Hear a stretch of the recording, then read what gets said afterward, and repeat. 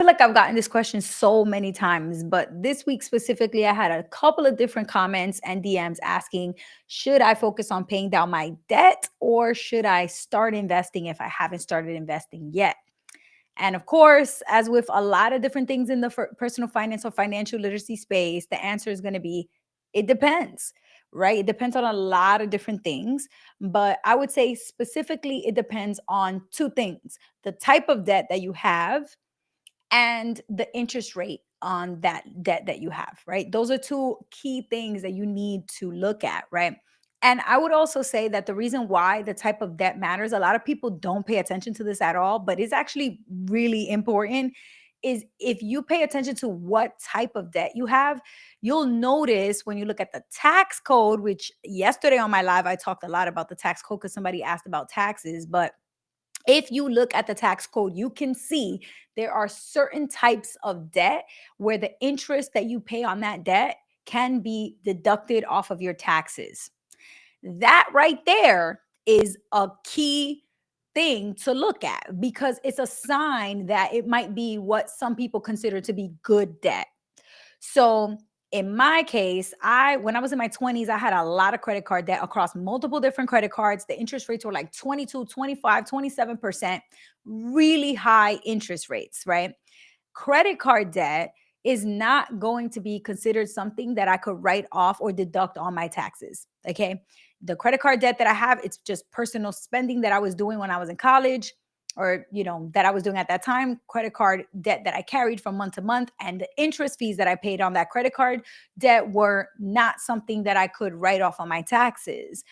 But if I had a different type of debt, if I had owned a home and I had mortgage interest, or if I had a business and I took out a business loan and paid interest on my business loan, those different types of interest fees on business loans, on a mortgage, there's different types of benefits in the tax code where you can take the interest and write it off, right? One other example of this would be student loan debt. If you pay interest on student loans, you can write that interest off on your taxes, right? These are signs that those are like quote unquote good debt, right? Having a business loan is going to help you eventually grow your business, hopefully. If you have student loans, that's going to help you grow your employability and become more likely to be hired in the workforce, hopefully. And if you have a mortgage and you're paying interest on a mortgage loan, well, then hopefully you're appreciating the value of that asset. You have an appreciating asset, and over time, you'll be able to grow wealth by you having home ownership or by becoming an investor who is a landlord, essentially, who invests in real estate. All of these different things are seen as good things, right? In your future, in your financial future, they pay off and they have a return on the investment besides just the financial return on investment, right? So I would say that's why they're considered good debt, even though I don't really like talking about debt as good debt versus bad debt. In terms of the taxes, there is a little bit of reason behind that, right? Because good debt, quote unquote, is the kind of debt that when you pay interest on that debt, it is something you could write off on your taxes versus a personal loan or a bunch of credit card debt like I had. Those are not things that have any type of write off or deductions on your taxes. That's just you spending money that you are not going to be able to deduct from your taxable income when the tax season comes around. So I really do think that's something that I feel like a lot of young people don't pay attention to that. When you're making decisions about what kind of debt you want to take on, for the most part, people just go straight for the things that they want. They want to get a car, so they get a car loan and pay interest on the car loan. They want to buy a laptop and they don't have the cash for it, so they put the laptop on a credit card and pay interest on that credit card, or they get a personal loan and use that money to buy the laptop or to move to a new apartment or whatever it is. Usually when you're young and you're just making decisions based off of what you want to do and the things that you want to have, and not really paying attention to being strategic financially, and especially not looking at the taxes and looking at what is deductible when it comes to taxes. But I do think that as you become an adult, as you start to get a little older and more mature, that is something to pay close attention to, because it's a hint to you. Hey, look, the US tax system has a little bit of a perk, a little bit of a benefit where if you start a business and you take out a business loan, the interest can be a write off.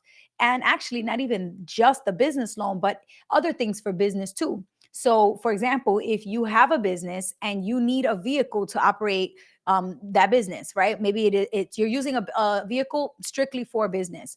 Well, in that case, if you do pay, if you have debt for that car, if you take out a car loan and you pay interest on that car loan, then you're going to be able to write off that interest to the car loan as a business expense, a business deduction, right? Now, of course, it depends, and you have to use the car explicitly for business, and you have to like document that you're using the car for business and not for personal trips, yada, yada. But the point is, the tax code includes benefits like this that lets you write off interest on debt specifically for certain things and not for other things. So that's the first thing you got to ask yourself. Is this type of debt that I have one of the types of debt that is considered quote unquote good debt, because you can write the interest that you pay off of your taxable income, write it off on your taxes or deduct it from your taxable income? If that's the case, that might be a little hint right there that maybe it's not something to stress too much about. Maybe you shouldn't be stressing so much about paying down your mortgage aggressively, and you could maybe start investing a little more aggressively instead. Or maybe you can set your student loan payments on minimums and put a little bit of extra money towards them, but then really focus on investing aggressively in other investment accounts, right? To me, it's all a matter of really looking for hints that tell you whether this type of debt that you have is the type of debt that you really want to focus on paying down aggressively or not, based on if it's good debt or bad debt. And I would say good debt versus bad debt is based on the tax code. And then the second thing you want to look at is the interest rate that you're paying on that debt.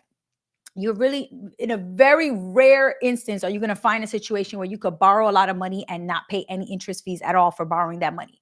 Very, very rarely are you going to be able to get 0% loans.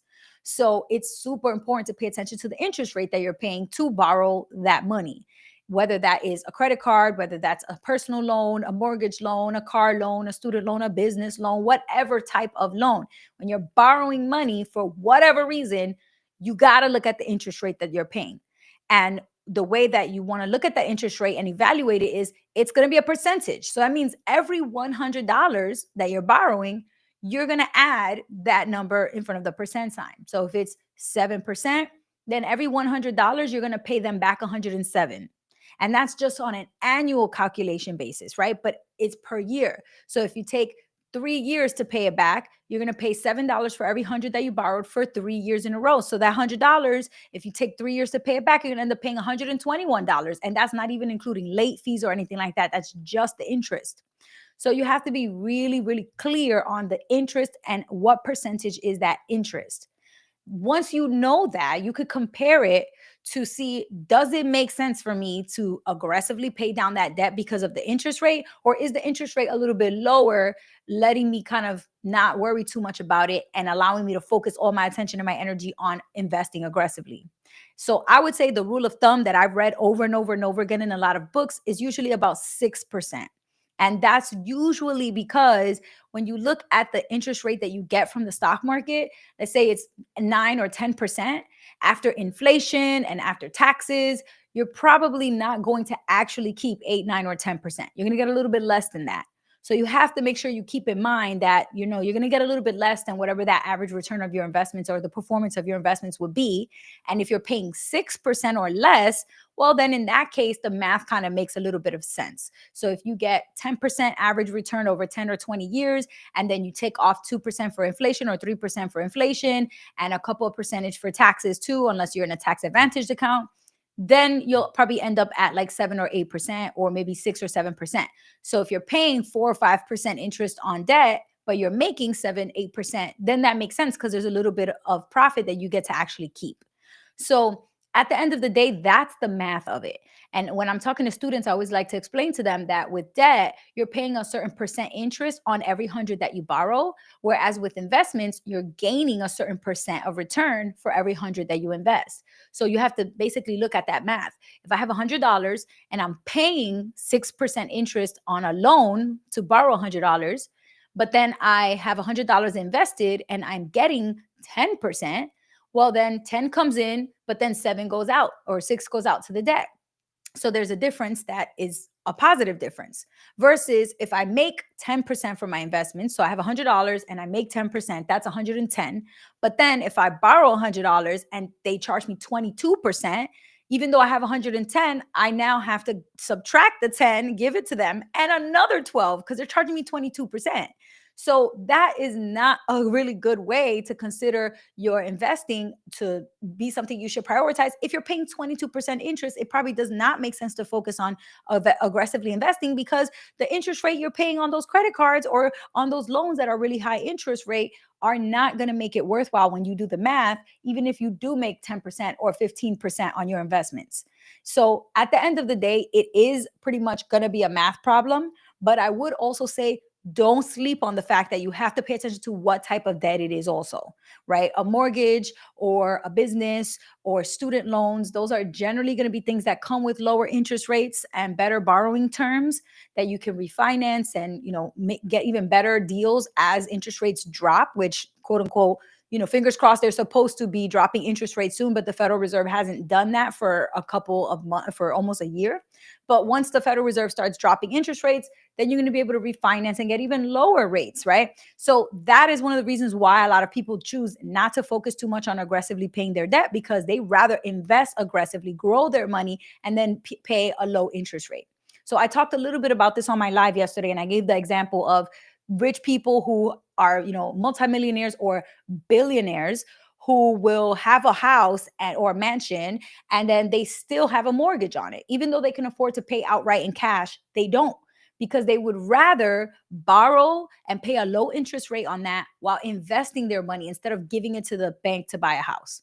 So at the end of the day, you have to think about, what is the opportunity cost? What else could you be doing with that money if it wasn't tied up in a building, a house, a real estate property, if it wasn't tied up in buying something like a car or paying to invest in your business? If you could borrow money and do those things instead with money that you're borrowing, other money instead of your money, then you could take your money and put it to work in investment accounts and grow it even more over time.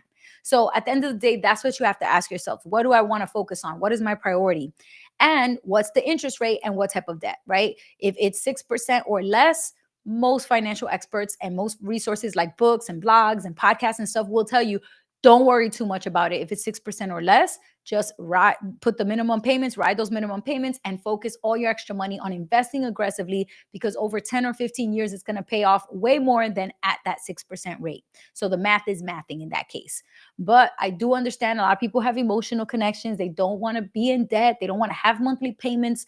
And so if you're more emotional, even though the maths, you might not really care about that calculation, and you might just care more about the idea of waking up and saying, I don't have any debt, or I don't have to pay anybody any monthly payments anymore. That feels amazing. I would pay $100,000 to feel this good. Well, then in that case, there's value there to you of having that peace of mind and just knowing that you don't have debt and feeling better about it. So in that case, maybe you do pause investments and you focus all your money on paying off debt, even though you acknowledge that financially you probably would have been better off just carrying the debt, since it's low interest rate debt. We're talking about mortgage, we're talking about student loans, we're talking about, very low interest rate debts. We're not talking about credit cards and personal loans. Those are really high interest debts that I would not, I really would not ride those and just let them grow over time, because the high interest is going to really crush you, and you're going to end up in a lot more debt in just a few years than if you would have been aggressive in paying it down. So that was kind of why I, figured that I wanted to focus all my energy on making sure that I put that time into paying off my credit cards. Even though it took me 2 years, it was worth it for me, because the credit cards were charging me 22, 25, 26% interest. Those interest rates were way too high, and I did not want to be paying those interest rates for years and years and years to come. So that is a huge reason why I paid off my credit cards instead of putting time towards, investing. And then eventually what I did was, once the credit cards were paid off, I just switched all my energy over to investments. And then I started maxing out my Roth IRA. I started maxing out my 401k. I started adding money to my brokerage accounts even after my 401k and my Roth IRA were maxed out. Why? Because I didn't have monthly payments to credit cards anymore. I was already done with those debt payments. So once I became debt free in 2015, from then on, so for the past 10 years, every single month, I do not skip a month. I always invest in my Roth IRA, my 401k, and in my brokerage account. And I just keep on buying low cost ETFs. I just keep focusing on buying low cost investments that are already diversified. So I don't have to stress about what I'm picking or choosing or when to buy or sell. I automate it, I do it passively, and I just keep doing it every single month without fail. So at the end of the day, it's really about consistency, right? Whether it's paying off debt consistently or whether it's investing consistently. And for the most part, it shouldn't be too complicated. Just make a decision, stick to it, and stick to that plan. because a lot of people will stress and stress and stress and stress and take months and months and months to think about it back and forth. Should I pay off my debt or should I invest? And it's like, you're wasting all this time stressing. It's not that deep. Just make a decision. If it's 6% or less, focus on all those minimum payments being automated and put all your extra money towards investments, right? Like it, just make a decision and start working on it. And if you want to change your decision later because you change your mind, you can always change your plan later. But it shouldn't be something that's keeping you up at night and stressing you out, right? I think the big decisions should stress you out. Like, what kind of investments do you want to actually have? Do you want to invest in real estate or do you want to invest in stocks? And if you're going to invest in stocks, what kind of stocks do you want to invest in? Or do you want to invest in ETFs or do you want to pick individual stocks? Those are bigger decisions that I think maybe will take a little bit more of your energy and mental like capacity instead of wasting your time stressing about whether I should attack debt or whether I should invest aggressively. Because at the end of the day, really it doesn't matter which one you do as long as you do them both eventually. And the earlier you can start investing, the better. So if your interest on debt is really high, fine, pay it down. But at the end of the day, you definitely don't want to skip out on investing. Like you got to start at some point. All right, let's see. Any comments from my folks on IG? It's a little dead today. Yesterday, I had a lot of comments and questions that I didn't get to. So I feel bad. If there was a comment or a question from yesterday's live that I didn't get to, put it, if you were here on my live yesterday, put it in the chat and I'll try to get to it. I know for a fact yesterday somebody asked, should I open a brokerage account after my Roth 401k or should I pay off my cars first? And I would say this was Curtis Davis from yesterday's live on YouTube. I didn't get a chance to talk about this question. Honestly, this is similar to what the question is that I've been seeing over and over again. Like, should I invest or should I pay off debt? So if you have cars that you want to pay off, but you're also thinking, all right, I already put as much as I could to my 401k and now I have some extra money. Should I invest it in a brokerage account outside of my retirement investment accounts or should I pay off the cars first? Again, look at those cars, look at the car loans. What are the interest rates?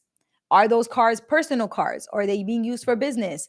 Right? Ask yourself all these things that if there's no tax benefit, then it's basically a depreciating asset. If the interest growing on those car loans is really low, then just focus your energy on investing. Because at the end of the day, paying off all those car loans in, let's say, 4 or 5 years, aggressively paying it down, maybe you pay it in 2 or 3 years, means the next 2 or 3 years, you're not really investing outside of your retirement accounts. And that might be something that you end up regretting later. So at the end of the day, if you're just paying 4%, 5%, or 6% interest, it might be more worthwhile to start investing if your focus is to build wealth over time and focus on wealth accumulation.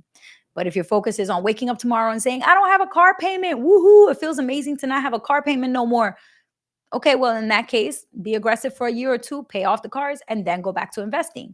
But recognize that the reason you're making that decision is not because you're trying to focus on wealth accumulation. You're just trying to focus on emotionally feeling peaceful, waking up tomorrow knowing that you don't have debt. That's not a math formula. That's not a financial decision. That's an emotional decision. So I think it really depends on you and your personality. But if you just want to make it off of the math, make the decision based off of, is the interest on your car loan 6% or lower? If it's higher than 6%, then it probably makes sense to be aggressive with it rather than investing in a brokerage account right now. You can always invest in a brokerage account in a year or two once you've paid off those high interest rate debts. So more than 6% generally is the rule of thumb. All right, does it make sense to invest in dividend stocks like SCHD in a taxable brokerage account if I already maxed out my Roth IRA for the year and contributed a lot to my 401k? Because I'm worried about tax drag. This was AJX2 on YouTube. I didn't really get to this one yesterday, and I think it's such a good one because I think a lot of people are worried about taxes when it comes to investing. I would honestly say if you already maxed out your 401k or contributed a lot to your 401k and you already maxed out your Roth IRA, then maybe you should be investing in SCHD in those accounts because dividend paying stocks like an ETF like SCHD, there's also other ETFs that honestly, I don't even want to say there's other ETFs.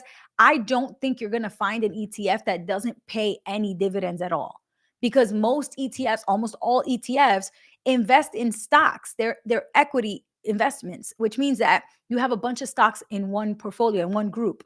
So if you're bundling a bunch of stocks together and buying all of them at once, which is what an ETF does, an exchange traded fund, then some of those stocks are going to issue dividends. Some of those companies that have those stocks in that portfolio or in that ETF that you have, some of them are going to issue dividends. Maybe all of them are going to be dividend issuing stocks. And if that's the case, even if you don't sell and even if you don't collect the dividends, let's say, for example, that you set your account to automatically reinvest the dividends, then that means you're not collecting cash payments every quarter. The dividends are paid out quarterly, but then they just get reinvested back into your ETF.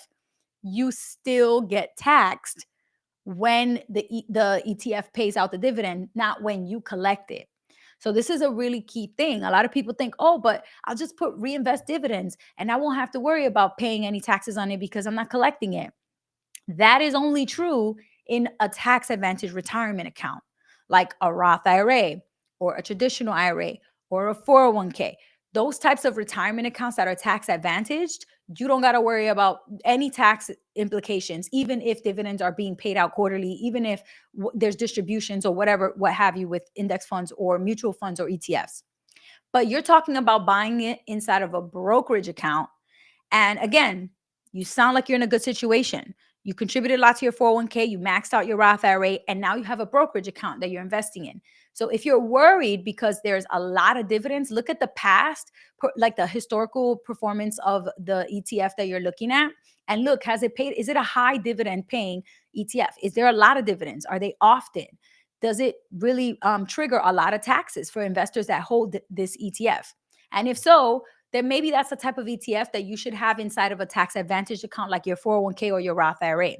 And then you could focus on finding ETFs that have minimal payments of dividends or low dividend payments. There are ETFs that try really hard to keep it low. Again, I don't think you're going to find an ETF out there that ain't got no dividend payments to you, because ETFs are equity investments, right? Equity means the stock market. So you're going to have stocks in an ETF. And if it's a dividend issuing stock, even if it's just one, even if it's just a small dividend payment that you get once every 3 or 4 months, that is still going to be taxed. So you have to pay attention to the fact that higher dividend payments or higher frequency of dividend payments or distribution payments from ETFs or from index funds should be something that you would put in a tax advantage account, so you can avoid dealing with those headaches and those tax things, because you could just delay it or avoid it completely if it's a Roth account.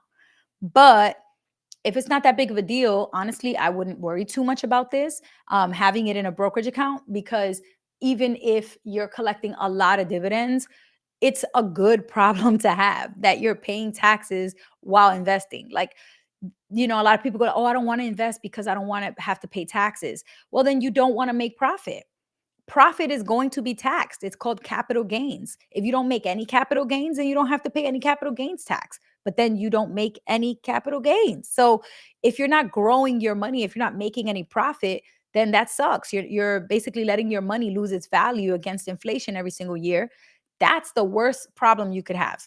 But if the problem that you're looking at is, oh man, I'm being taxed on my profits, that's a good problem to have. That means you're making money. That means you're making profit. That's not something to be upset about or frustrated about. So, me personally, I would not worry about an ETF like SCHD inside of your brokerage account. Yeah, you might pay a little bit of taxes, but ETFs are already by their nature tax advantaged, or not, sorry, not tax advantaged, tax efficient. So because of the way that they're structured, they purposefully try to minimize tax implications as much as possible, compared to something like an index fund or a mutual fund, which is not structured in as much of a tax-friendly way as ETFs.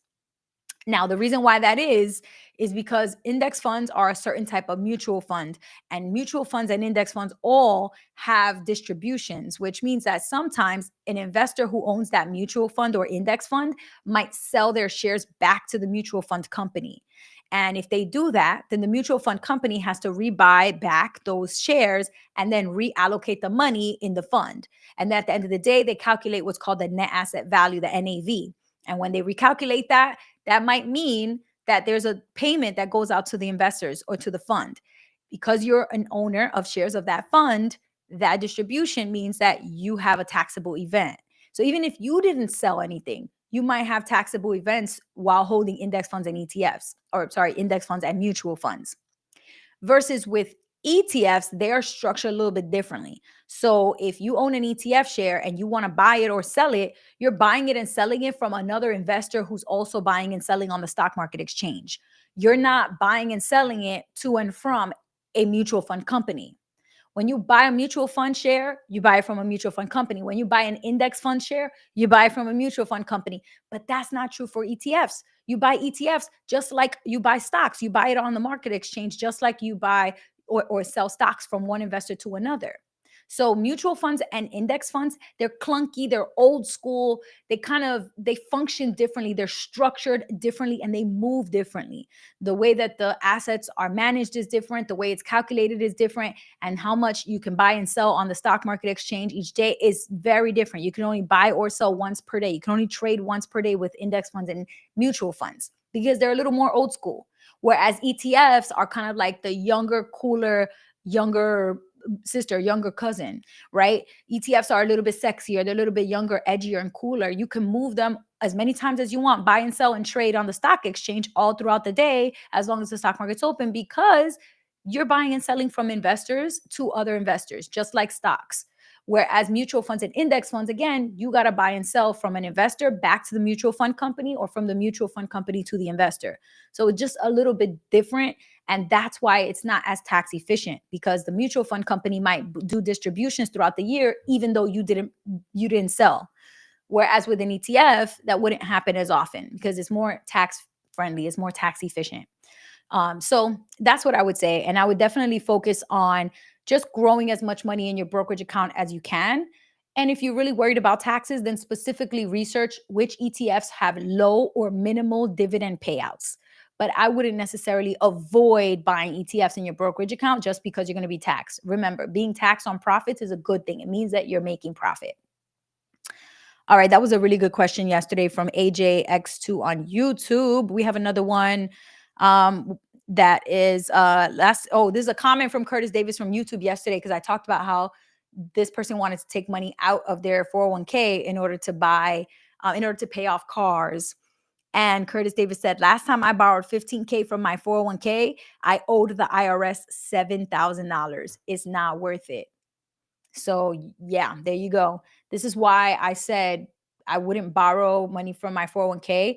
At the same time, I think there's a difference between withdrawing the money from your 401k versus borrowing it. Because when you borrow money, you have to pay interest and make those payments back to yourself and to your 401k. Versus if you take it out, if you cash out your 401k and take out that money, you're going to have to deal with the IRS because you're selling those investments and taking the money out before you're 59 and a half. So it's a little bit of a difference between a loan from your 401k, which is against the equity in the 401k, versus withdrawing from the 401k. So you want to try to avoid as much as possible withdrawing anything from your 401k until you're 59 and a half. And if you have no other choice, so say you want to put a down payment on a house and you just don't have the cash for the down payment and you want to take a loan against your 401k for that, that's an option, but I would try to avoid that as much as possible. Maybe take a little longer to save up more before you get the house.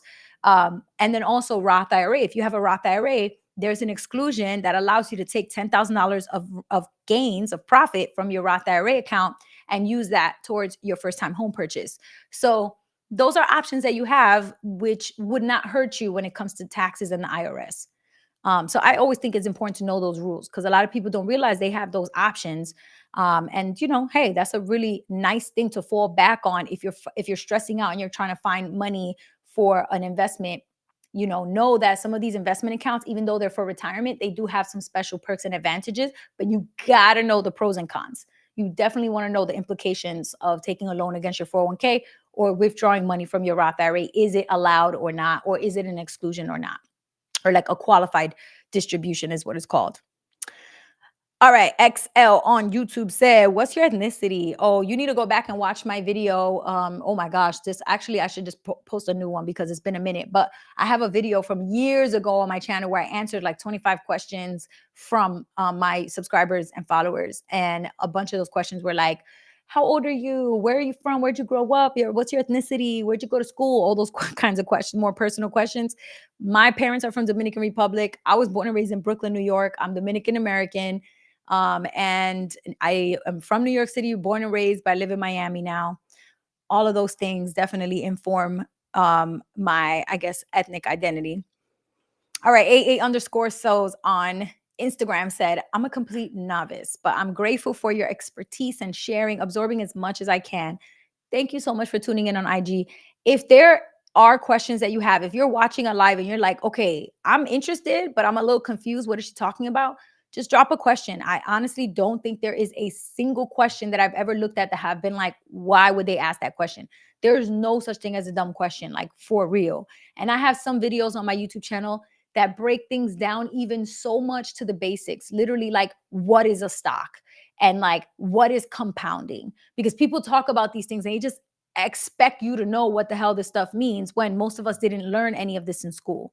Most of us didn't talk about these things at home. So if there's ever a vocabulary word that I use or a sentence or a phrase that I say and you're just like, oh, that went right over my head, I don't understand that, call me out, flag it, type it in the chat, let me know in the comments and I will clarify, because that's the only way that you guys are going to learn. Like for me, when I would read books about money, I have so many books about money on my bookshelf and even more in my other closet. I would tell you, if you are reading a book, what I would do is I would stop. I would see a word or a phrase and I didn't know what it was. I would stop reading. I'm not going to keep on reading if I don't know what the hell this means. So I would stop reading, go look it up. And even if it took me 10 minutes down a rabbit hole on YouTube, watching videos about this phrase or about this term or this concept, so I could really understand it, then I would go back, rewind a couple pages, go back a couple pages and start again and read it. And then I'll be like, oh, okay, now I get it. Because you have to fill those gaps. Like we all have these gaps in our knowledge and understanding of how things work. I don't think there's a lot of people out there who really can explain to you what is the stock market and how does it work? What is a stock and how does it move on the stock exchange? How can investors buy different types of investments like stocks, bonds, index funds, ETFs, mutual funds? What are the differences between these types of investments? This kind of stuff usually is left for people who like are financial professionals or traders on Wall Street, and like they're the ones that know this stuff and that's it.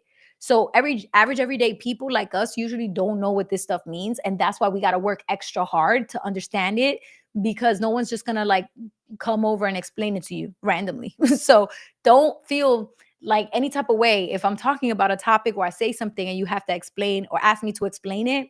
Don't feel no type of way. All right, Stephen McDaniel wants to tell everybody to get some Bitcoin immediately.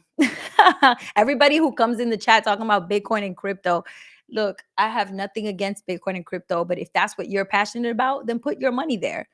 Like invest in it. That's great. But it always creeps me out when there's people out there like trying to recruit everyone else to invest in it too. That to me is a little creepy. Like, I never come on here and tell people buy this stock or buy this ETF specifically, buy this bond fund. Like I don't do that. And if there's an investment that I'm passionate about, I'm just going to go ahead and keep buying more of it. And maybe I'll make a video explaining what it is if I really think it's important. But it just always is a little, gives me a little bit of the ick when I see people on here like pushing very specific investments, like buy ETH, buy Bitcoin, buy this, buy that, or buy this stock. And it's like, you probably want it to go up because you have it. So if you want to educate people on what it is, great. But if you're out here evangelizing, you kind of sound a little bit salesy and pushy, and then people are going to think that it's a little scammy, right? And it's off-putting. So maybe just lighten up a little bit on the pushing the crypto stuff. I 100% think it's important to educate everybody about it. I actually teach a free cryptocurrency basics course through NGPF. If you are a teacher, if you know a teacher who wants to learn about cryptocurrency for free, they can go to ngpf.org and sign up for my cryptocurrency basics certification course. It's 9 hours of instructional time on Zoom with me in a live course, and then a 1 hour exam to get certified. And really what it does is it's not pushing crypto. It's not telling you crypto's bad. It's not saying it's good or bad. It's just saying, what is it? How does it work? How did it get created? Why did it get created? What are some of the use cases? Like it's literally just helping educate about crypto. And then people can make their own decision about whether they want to buy it or not once they understand it. But we're just helping people understand it. And I really do think that's important for financial education platforms like mine, like Miss Be Helpful on Instagram, on YouTube, on Facebook, on LinkedIn, anywhere where you see my content. I try really hard to be unbiased and just educate and inform, not be like promoting or like evangelizing for specific things, because like I said, it's just a little icky to me.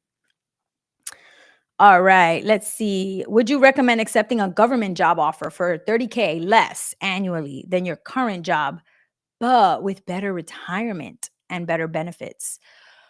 Ooh, okay, this is from XL on YouTube. This is a really tough one.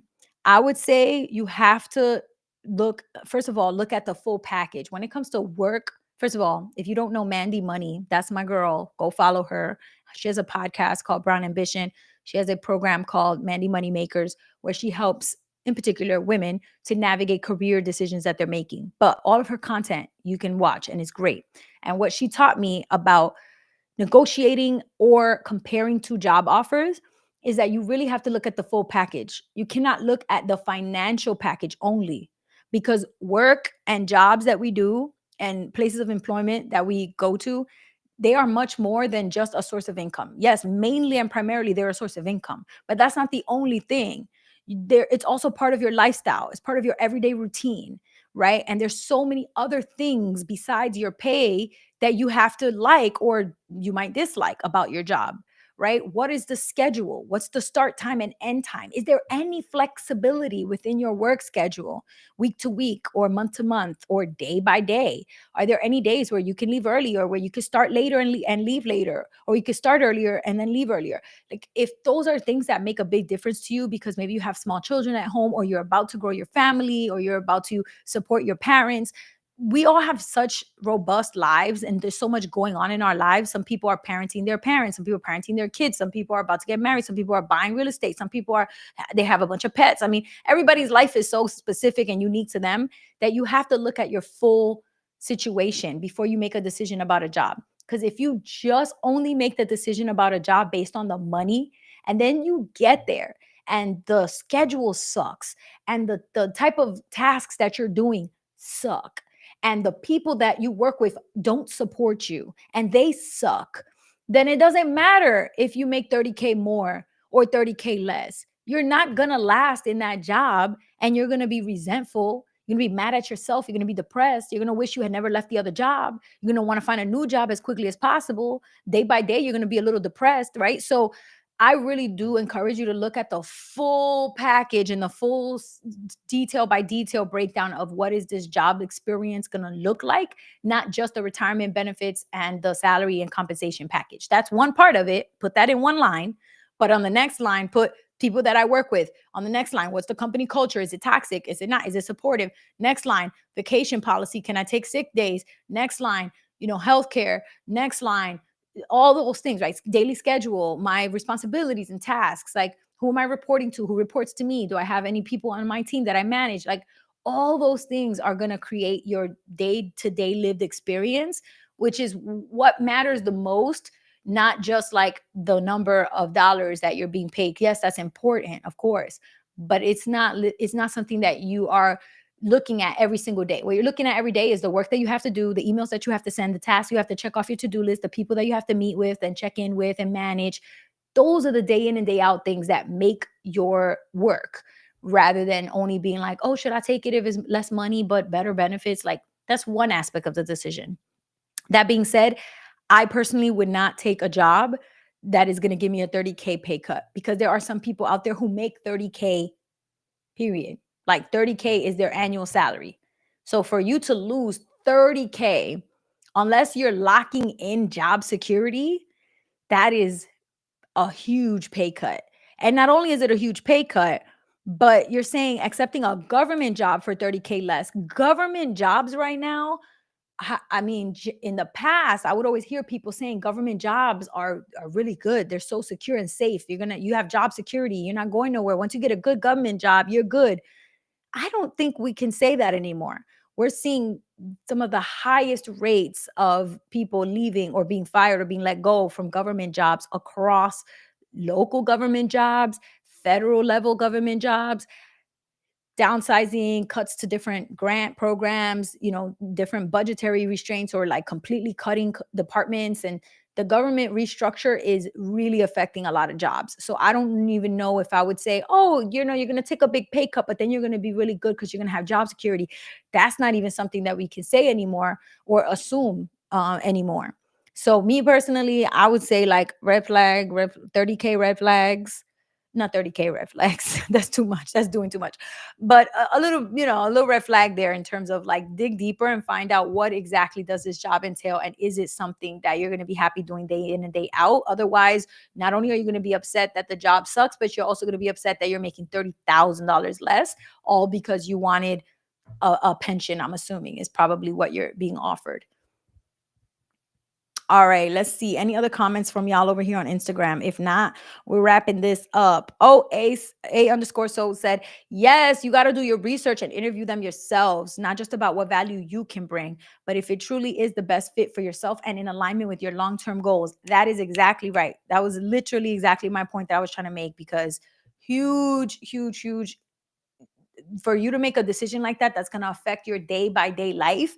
You got to look at all of the pros and all of the cons, not just how much they're paying you. So thank you for that comment. All right, y'all, I'm going to wrap this one up. This one was kind of like a simple topic in terms of like, just look at the interest rate and look at the type of debt, right? When it comes to investing versus should I pay off debt? 6%, like I said, that's usually the number that experts recommend. If your interest rate is less than 6% on your debt, focus on investing aggressively. If the interest rate is more than 6%, pay down that debt and then come back to investing, or split your extra money between paying extra towards the debt and investing until you get it down a little bit. Then you can move all your money towards investments, right? But those are the kind of things that I would consider. And don't forget, good debt versus bad debt. I'm not really a big fan of that term, but I do think that if you look at the tax code, is a little bit of a hint as to which types of interest on debt are like better, because the fact that you can write it off on your taxes, right? Student loan interest is deductible on your taxes, mortgage interest is deductible on your taxes, credit card interest is not deductible on your taxes at all. So that's something that you would want to aggressively pay down so you can focus on investing, right? There's really no benefit to paying interest on credit cards. It's just all bad. It is all bad. All right, y'all.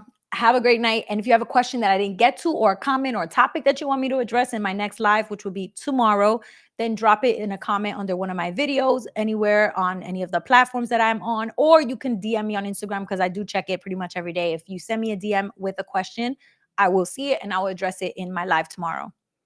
All right, y'all. Have a good night.